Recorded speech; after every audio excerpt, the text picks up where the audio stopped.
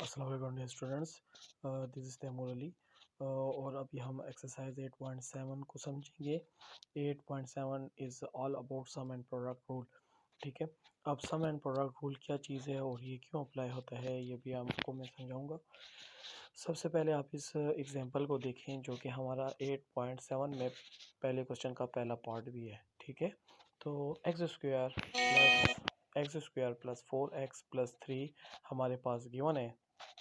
इसमें हमारे पास ये जो पहला हमारे पास आप इधर देखें तो ये जो कांस्टेंट नंबर है, ये कांस्टेंट नंबर हमारे पास परफेक्ट स्क्वायर नहीं है। तो जब आपके पास कांस्टेंट नंबर परफेक्ट स्क्वायर नहीं होगा तो फिर आप सम एंड प्रोडक्ट रूल लगाएंगे। ठीक है, तो अब यहाँ पर हमारे पास ये कांस्टेंट नंबर परफेक्ट स्क्वायर नहीं है तो हम सम एंड प्रोडक्ट रूल लगाएंगे। अब सम एंड प्रोडक्ट रूल है क्या चीज़, इसी एग्जांपल को, इसी क्वेश्चन को करेंगे। हमारे पास इसमें जो लीनियर टर्म के साथ जो कोफिशिएंट होगा वो हमारे पास p होगा, लीनियर टर्म का कोफिशिएंट विद इट्स साइन। तो +4 हमारे पास p है, जबकि कांस्टेंट नंबर जो होगा विद साइन वो हमारे पास q होगा। अब हम इस q के फैक्टर्स निकालेंगे, जैसे +1 मल्टीप्लाई विद +3। तो सबसे पहले आप 1 के टेबल से स्टार्ट करेंगे, और अगर आपके पास q प्लस में होगा तो वो दोनों फैक्टर्स जो होंगे या तो वो प्लस में होंगे या तो वो दोनों माइनस में होंगे, क्योंकि प्लस प्लस प्लस होता है या फिर माइनस माइनस प्लस होता है, नंबर 1। दूसरा, आपके पास क्यू के फैक्टर्स आपने 1 से स्टार्ट करना है, फिर ऑनवर्ड 2 3 एंड सो ऑन जाना है। तो सबसे पहले 3 इज़ अ प्राइम नंबर, तो 3 हमारे पास अपने टेबल में ही आता है। तो सबसे पहले 1 के टेबल में तो सारे नंबर आएंगे, तो +1 multiply +3 is equal to +3 answer आ जाएगा। और इसी तरह अगर हम साइन माइनस के साइन के साथ देखेंगे तो -1 मल्टीप्लाई -3 से भी +3 आएगा। लेकिन इन दोनों से हम पिक कौन सा करेंगे जिससे हमारे पास जिनको सम करने से p आए। तो पहला जिसके ऊपर मैंने टिक लगाया है, इससे हमारे पास p आता है +1 +3 से +4, तो इसको हम पिक करेंगे।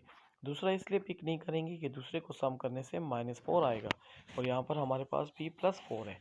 अगर -4 होता तो फिर हम दूसरे को पिक करते। ठीक है, अब अगेन हमने लिखा x² + 4x+3। अब 4x की जगह मैंने दो फैक्टर्स लिख देने हैं इसके जो मैंने पिक की हैं, तो +1x एंड +3x। अब यहाँ पर लीनियर टर्म के साथ जो वेरिएबल होगा वही यहाँ पर इन नंबर्स के साथ आएगा। अगर y होगा तो y, z होगा तो z, t होगा तो t एंड सो ऑन। ठीक है, तो ये हमारे पास इसकी फैक्टराइजेशन हो गई। अच्छा जी, उसके बाद हमारे पास इन दोनों में x² + 1x। अब यहाँ पर हमारे पास 4 टर्म्स हैं। ठीक है, कितनी टर्म्स हैं? 4 टर्म्स हैं। अब इन 4 टर्म्स में 2 टर्म्स में एक कॉमन है और 2 टर्म्स में एक कॉमन है। अब x² को मैं x इंटू एक्स लिख सकता हूँ, प्लस वो x, सिर्फ x को मैं 1 इंटू एक्स लिख सकता हूँ, हर नंबर 1 के साथ मल्टीप्लाई है। फिर इसी तरह 3x को 3 इंटू एक्स, और फिर 3 को मैं 3 इंटू 1 लिख सकता हूँ। फिर यहाँ पर देखें तो पहली दो टर्म में आपके पास x कॉमन है, यहाँ पर x यहाँ पर भी है, x यहाँ पर भी है, तो x को हमने बाहर कर दिया तो हमारे पास अंदर रह गया x+1 ब्रैकेट में। इसी तरह इन दो टर्म्स में हमारे पास 3 + 3 कॉमन है, ये +3 इधर भी है, +3 इधर भी है। जब हमने +3 को कॉमन लिया तो हमारे पास अंदर रह गया x+1। तो अब यहाँ पर हमारे पास ये फैक्टराइजेशन हो गई।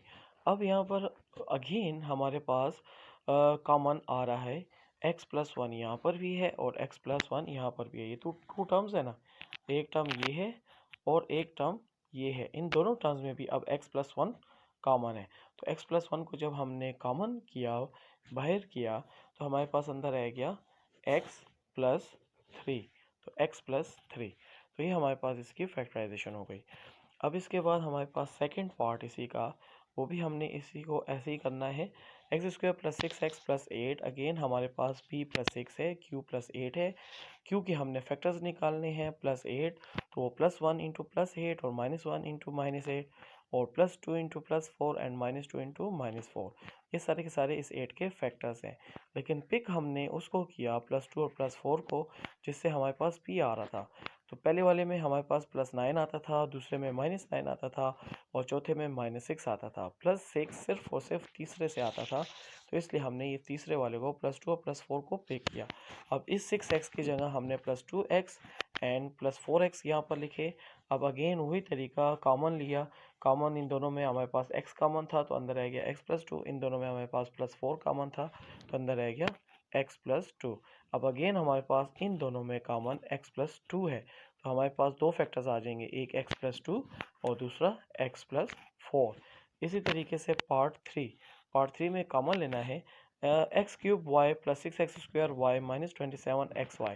अब इन तीनों में देखें हमारे पास xy तीनों टर्म्स में है, ये भी एक टर्म है, ये भी एक टर्म है और ये भी एक टर्म है।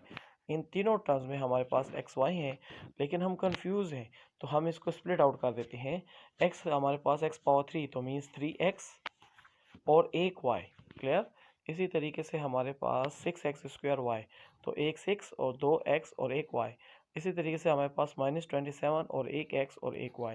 अब इन तीनों टर्म्स में एक x यहाँ पर है, एक x यहाँ पर है और एक x यहाँ पर है। इसी तरह एक y यहाँ पर भी है, एक y यहाँ पर भी है और एक y यहाँ पर भी है। यहाँ पर ये दो x रह गए हैं, यहाँ पर बेशक दूसरा x है लेकिन ये तीसरी वाली टर्म में और x नहीं है और y नहीं है, तो इसलिए मज़ीद कॉमन नहीं हो सकता। तो हमने x और y चूँकि बाहर कॉमन कर दिया, ले लिया, तो यहाँ पर हमारे पास ब्रैकेट के अंदर रह गया x², यहाँ से रह गया 6 + 6x और यहाँ से रह गया -27। अब ये xy हमारा लास्ट तक जाएगा, ये एक फैक्टर है और बाकी ब्रैकेट के अंदर हम वही सम एंड प्रोडक्ट रूल अप्लाई करेंगे। तो xy हमारा लास्ट तक आया और हमने x² + 6x - 27 की सम एंड प्रोडक्ट से फैक्टराइजेशन करनी है, क्योंकि 27 is not a perfect square, that's why हम आइडेंटिटी हेल्प नहीं ले सकते। तो इसलिए हम सम एंड प्रोडक्ट करेंगे और सम एंड प्रोडक्ट में हमारे पास p क्या है, +6 है और q हमारे पास -27 है।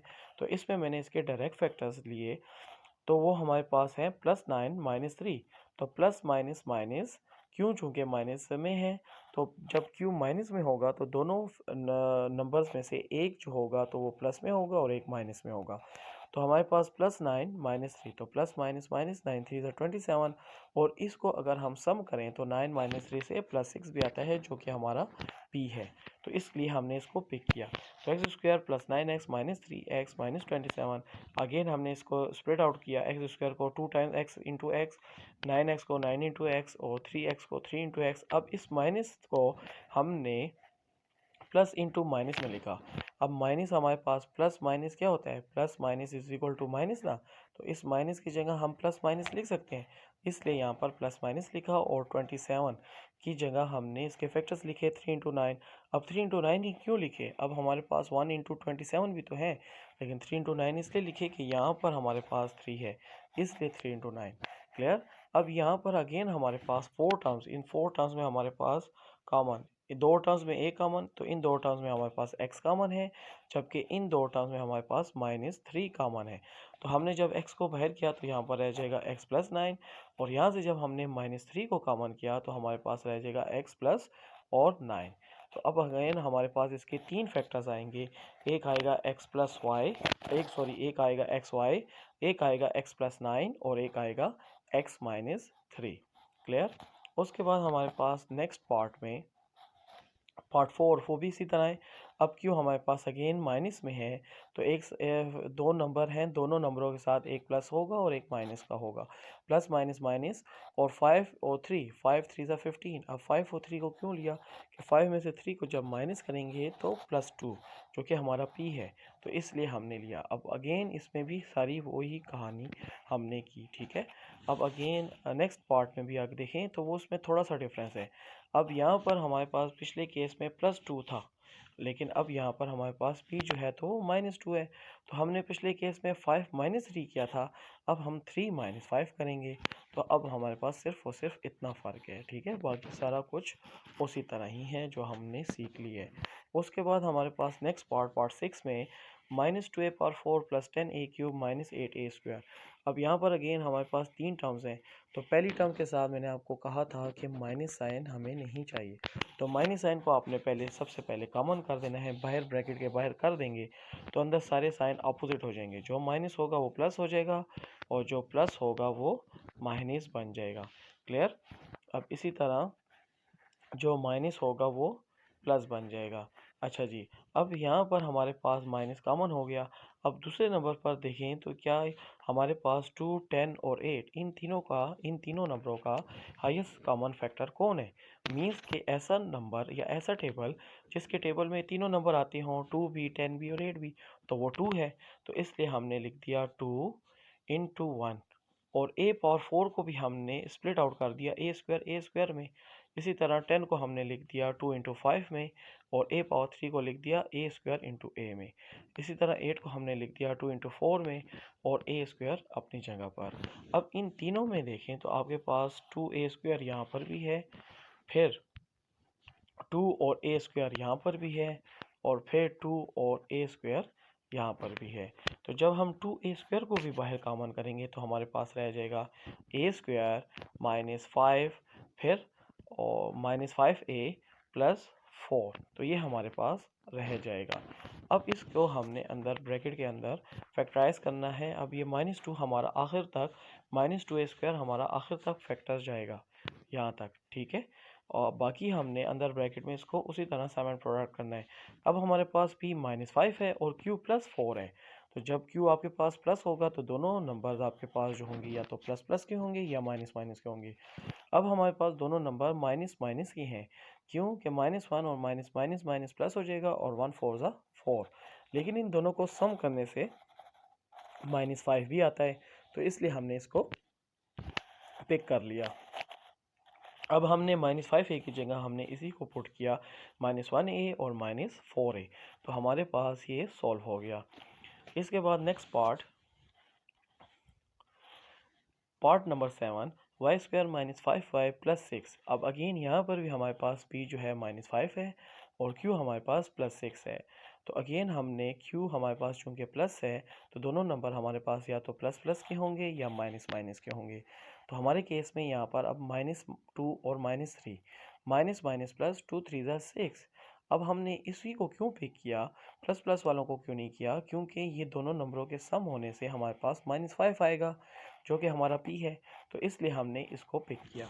तो वाई स्क्वायर अपनी जगह, 6 अपनी जगह, और -5y की जगह हमने इन दोनों नंबरों को यहाँ पर प्लेस कर दिया।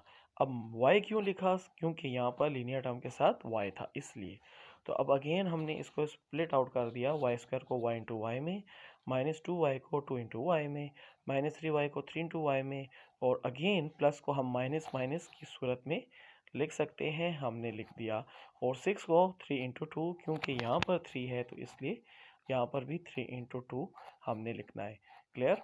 अब यहाँ पर अगेन हमारे पास 4 टर्म्स, इनमें कॉमन, तो पहली 2 टर्म्स में कॉमन y है, जबकि दूसरी 2 टर्म्स में हमारे पास कॉमन -3 है।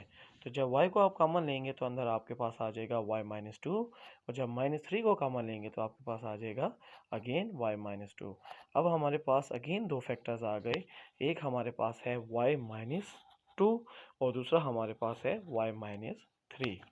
इसके बाद हमारे पास सेकेंड लास्ट पार्ट है, पार्ट नंबर 8। अब यहाँ पर सिंपली t इन्वॉल्व है, t के साथ कोई कोफिशिएंट नहीं है। तो मैंने आपको बताया था कि जब किसी वेरिएबल के साथ कोई कोफिशिएंट मेंशन नहीं है तो मीन्स कि उसके साथ 1 है, ठीक है।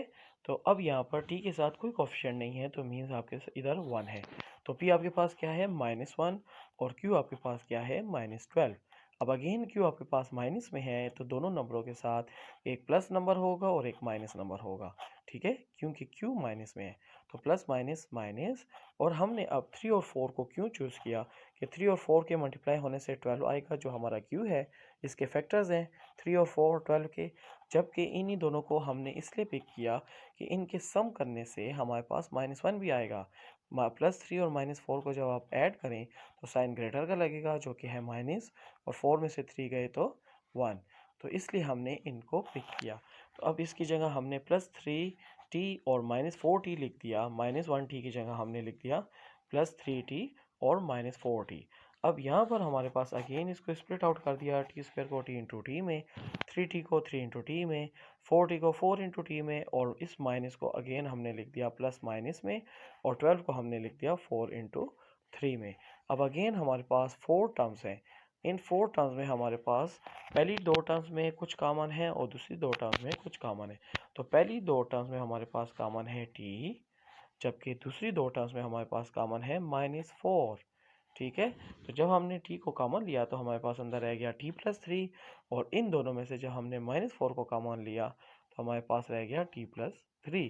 अब अगेन इन दो टर्म्स में हमारे पास कॉमन t+3 है और अंदर t-4, तो दो फैक्टर्स हमारे पास आ गए t+3 एंड t-4। इसी तरीके से हमारे पास लास्ट पार्ट है x² + 5x - 24। अगेन यहाँ भी हमारे पास p + 5 है और q हमारे पास -24 है। अब अगेन q हमारे पास माइनस में है, तो दोनों नंबर जो होंगे फैक्टर्स, उनमें एक प्लस होगा और एक माइनस का होगा, क्योंकि प्लस माइनस माइनस, और 8 3 ज़ा 24। अब 8 और 3 को इसलिए लिया कि 8 और 3 तो 24 के फैक्टर्स हैं, लेकिन इन्हीं को क्यों लिया, इसीलिए कि +8 और -3 को जब आप सम करेंगे तो आपके पास आंसर आएगा +5, जो कि हमारा रिक्वायर्ड p है। अगर और कोई लेंगे तो हमारा p नहीं आएगा, इसलिए तो हमने +5x की जगह लिख दिया +8x एंड -3x। अब x हमने इसलिए लिखा कि 5 के साथ वेरिएबल x था। अब अगेन हमारे पास इसको स्प्लिट आउट कर दें, x इंटू एक्स, x² को 8x को 8 इंटू एक्स, 3x को 3 इंटू एक्स एंड 24। इस माइनस साइन को हमने कर दिया प्लस माइनस में, प्लस माइनस माइनस होता है, और 24 को 3 इंटू 8। अब 3 क्यों कि यहाँ पर 3 है, इसलिए यहाँ पर 3 इंटू 8। अब 4 टर्म्स में हमारे पास कॉमन, तो सबसे पहले हमारे पास इन दो टर्म्स में कॉमन है x, जबकि इन दो टर्म्स में कॉमन है -3। तो जब आपने कॉमन लिया तो आपके पास रह गया x+8, और इन दोनों में कॉमन लिया -3 को, तो अंदर रह गया x+8। अब हमारे पास इन दो टर्म्स में भी कॉमन x+8 है और अंदर रह जाएगा x-3। तो अगेन हमारे पास दो फैक्टर्स आ गए, एक x+8 और एक x-3। इसके साथ हमारी एक्सरसाइज 8.7 भी कंप्लीट। आई होप कि आपको बहुत अच्छे से समझ आ चुकी होगी। अल्लाह हाफिज़।